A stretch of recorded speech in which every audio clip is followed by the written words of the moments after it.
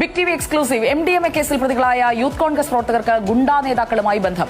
കേസിലെ മുഖ്യപ്രതി സലാം ഗുണ്ടാ നേതാവ് അനസ് പെരുമ്പാവൂരിന്റെ സംഘത്തിൽ പ്രവർത്തിച്ചു. അനസ് പെരുമ്പാവൂരിനൊപ്പമുള്ള സലാമിന്റെ ചിത്രങ്ങളും വീഡിയോയും പുറത്തുവന്നു. മുഖ്യമന്ത്രി വി ഡി സതീശൻ സലാമിന്റെ വീട്ടിലെത്തിയതടക്കം നിരവധി തവണ ഇരുവരും നേരിൽ കണ്ടിട്ടുണ്ട്. സലാം നിയമസഭയിലെത്തി വ്യവസായ മന്ത്രി PK കുഞ്ഞാലിക്കുട്ടിയെയും കണ്ടിരുന്നു. റാഫി കരീം നമുക്കൊപ്പം ചേരുകയാണ്. റാഫി കരീം, സുപ്രഭാതം. മുഖ്യപ്രതി സലാമിന്റെ ഉന്നത ബന്ധങ്ങൾ എന്തൊക്കെയാണ്?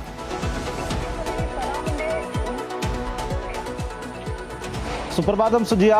ഈ MDMA കേസുമായി ബന്ധപ്പെട്ടുകൊണ്ട് ഈ പ്രതികൾക്ക് കോൺഗ്രസ് ബന്ധം മാത്രമല്ല, ഈ കോൺഗ്രസ് ബന്ധം അവരെ പല തലത്തിൽ ഉപയോഗിച്ചിട്ടുണ്ട് എന്നുള്ളൊരു സംശയം നിലനിൽക്കുകയാണ്. ഇപ്പോൾ ഈ പ്രതികളായ ആളുകൾ ഗുണ്ടാ സംഘങ്ങളിലും പ്രവർത്തിച്ചിട്ടുണ്ട് എന്നുള്ളൊരു വിവരം ഇപ്പോൾ പുറത്തേക്ക് വരുന്നത്. അതിൽ ഏറ്റവും പ്രധാനപ്പെട്ട ദൃശ്യങ്ങളാണ് ഇപ്പോൾ പുറത്തേക്ക് വരുന്നത്. ആ ദൃശ്യങ്ങളിൽ തന്നെ കാണാവുന്നതാണ് ഗുണ്ടാ നേതാവ് അനസ് പെരുമ്പാവൂരിനൊപ്പവും ഔറംഗസീബിനൊപ്പവും എല്ലാം പ്രവർത്തിച്ചവരാണ് ഈ കേസുമായി ബന്ധപ്പെട്ട് പ്രതികളായവര്. ഇവരെല്ലാം 2021-22 മുതൽ ഈ ഇത്തരത്തിൽ ഗുണ്ടാ സംഘങ്ങളുമായി അടുത്ത ബന്ധം പുലർത്തുന്ന ആ നിലയിൽ ആ ഗുണ്ടാ സംഘങ്ങളിൽ തന്നെ പ്രവർത്തിച്ച ആളുകൾ തന്നെയാണ്.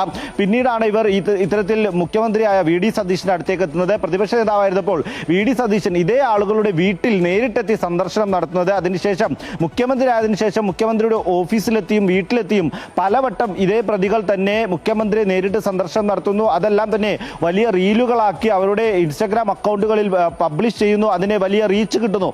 ആ നിലയിൽ വളരെ അടുത്ത ബന്ധം ഈ നേതാക്കളുമായി ഉണ്ടാക്കിയെടുക്കുന്നു. ഒപ്പം തന്നെ PK കുഞ്ഞാലിക്കുട്ടിയുമായി 2023 തുടങ്ങുന്ന ഒരു ബന്ധമാണ്. ആ ബന്ധമാണ് പിന്നീട് 2026 നിയമസഭാ മന്ദിരത്തിനകത്ത് വരെ PK കുഞ്ഞാലിക്കുട്ടിയോടൊപ്പം നിൽക്കുന്ന തരത്തിലേക്ക് ആ PK കുഞ്ഞാലിക്കുട്ടിയെ കാണുന്നതിന് നിയമസഭാ മന്ദിരത്തിൽ എത്തിക്കാണുന്നതിന്റെ ദൃശ്യങ്ങളടക്കം സമൂഹ മാധ്യമങ്ങളിലേക്ക് പ്രചരിപ്പിക്കുന്ന രീതിയിലേക്ക് എത്തിയിരിക്കുന്നത്. ആ നിലയിലുള്ള ബന്ധം ഇവരെല്ലാം തന്നെ ഈ നേതാക്കളുമായി പുലർത്തിയിരുന്നു എന്നുള്ളതാണ് ദൃശ്യങ്ങളിൽ നിന്ന് തന്നെ വ്യക്തമാകുന്നത്. ഒപ്പം തന്നെ ഈ കേസുമായി ബന്ധപ്പെട്ട് പിടിയിലായ ആളുകൾക്ക് ഇതിനു മുൻപ് പല തരത്തിലുള്ള ക്രിമിനൽ പശ്ചാത്തലമുണ്ട് എന്നുള്ളതാണ് പോലീസ് സംശയിക്കുന്നത്. ആ നിലയിലുള്ള വിവരങ്ങൾ കൂടിയാണ് ഇപ്പോൾ പുറത്തേക്ക് വന്നിരിക്കുന്നതും. ഒപ്പം തന്നെ നേരത്തെ പോലീസ് കണ്ടെത്തിയ ഒരു കാര്യമുണ്ട്. ഇവർ നിരന്തരമായി ലഹരി കടത്തിയ സംഘത്തിൽപ്പെട്ട ആളുകളാണ്. കേരളത്തിലേക്ക് രാസലഹരി ബാംഗ്ലൂരിൽ നിന്ന് എത്തിക്കുന്നതിൽ ഇവർക്ക് വലിയ പങ്കുണ്ട്. ആ നിലയിൽ 140 ഗ്രാം MDMA മാത്രമല്ല, അത് കൂടാതെ വലിയ അളവിലുള്ള MDMA ഇവർ കടത്തിയിട്ടുണ്ട് എന്നുള്ളതാണ്. അപ്പോൾ ഇത്തരത്തിൽ ഗുണ്ടാ നേതാക്കളുമായും ഗുണ്ടാ സംഘങ്ങളുമായും ബന്ധം പുലർത്തുന്നു. ആ ബന്ധത്തിന് ദീർഘകാലത്തെ പഴക്കമുണ്ട്. ഒപ്പം തന്നെ ആ ബന്ധം നിലനിർത്തുന്നു. അതിനൊപ്പം തന്നെ രാഷ്ട്രീയ നേതാക്കളുമായി അടുത്ത ബന്ധം പുലർത്തുന്നു. ഇത്തരം ആളുകൾ മുഖ്യമന്ത്രിയുടെ ഓഫീസ് വരെ എത്തുന്നു. മുഖ്യമന്ത്രിയുടെ വീട്ടിലെത്തി പലവട്ടം മുഖ്യമന്ത്രിയെ കാണുന്നു.